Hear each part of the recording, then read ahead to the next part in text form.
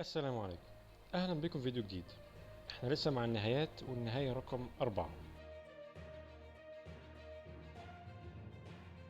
قبل النهاية رقم 4 كل اللي قلناه على البيادق صالح في جميع الحالات ما عدا الموقف ده بس. يعني لما يكون البيدق على العمود A أو H بيكون صعب جدا انه يترقى، بيبقى محتاج ان طريقه يكون خالي جدا، بمعنى صح ان مربع الترقية يكون متاح او خالي من اي قطع. وكمان الصعوبة بتبقى اكتر لما يوصل للصف السابع. هنا في الموقف ده الملك بيدعم البيدق عادي جدا، بس الدعم ده مش مؤثر في حاجة لأن الملك التاني برضو واقف في الأماكن البيدق هيرقي فيها.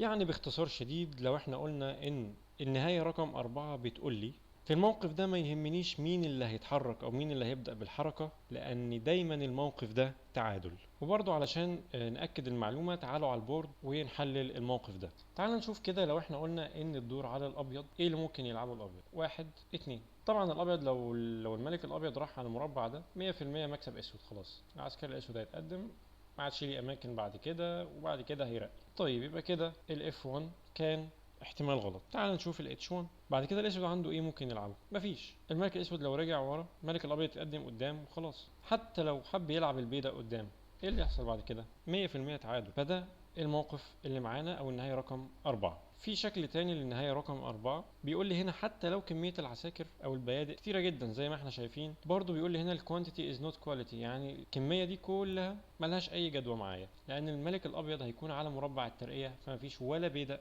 هيعرف يرقي. كده يبقى احنا انتهينا من النهايه رقم 4. كانت نهايه خفيفه جدا. تعال نشوف بقى النهايه رقم 5. النهايه رقم 5 برضو نهايه خفيفه. برضو بيقول لي هنا برضو البيدق على اخر عمود سواء الاي او الاتش، بس هنا المره دي الملك هو اللي سابق البيدق. ففي الحاله دي تعادل ولا مش تعادل؟ هيعرف يرقي ولا لا؟ انا من رايي تعال نشوف على البورد احسن. بس نفتكر من الفيديوهات اللي فاتت ان النجوم دي ده عباره عن الكي سكويرز او المربعات اللي المفروض ان الملك سواء اي ملك فيهم يكون عليها او يكون قريب منها علشان يا اما يرقي او يمنع الترقيه. تعال كده مع بعض على البورد ونحلل الموقف ده. في النهايه اللي فاتت كان بيقول لي ما يهمناش ابدا مين اللي هيبدا، بس في الموقف ده يهمني جدا مين اللي هيبدا بالحركه. لو بدانا ان الابيض هو اللي عليه الدور انه يتحرك، فاحنا عندنا كي سكويرز مهمه جدا هي المربعات دي سي 1 وسي 2.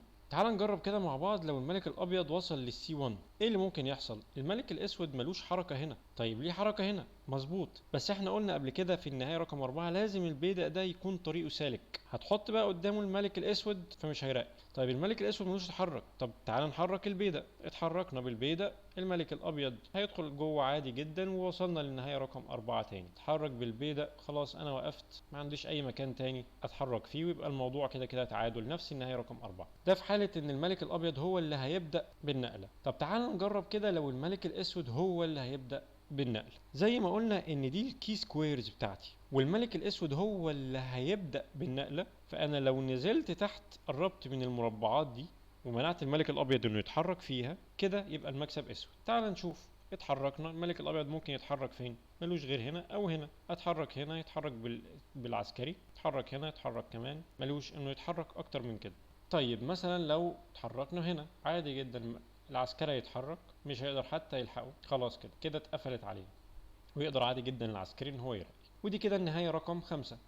نهايه 4 ونهايه 5 يعني نهايتين خفاف جدا، والقاعده بتاعتها سهله. والقواعد او المواقف بتاع النهايه رقم 4 او النهايه رقم 5 تقريبا شبه معروف لجميع الناس يعني. بس كده احنا خلصنا النهايه رقم 5. ان شاء الله المره الجايه نبدا في النهايه رقم 6. يا رب تكونوا استفدتوا من الفيديو ده، واشوفكم في فيديو جاي ان شاء الله، وفي امان الله. مع السلامه.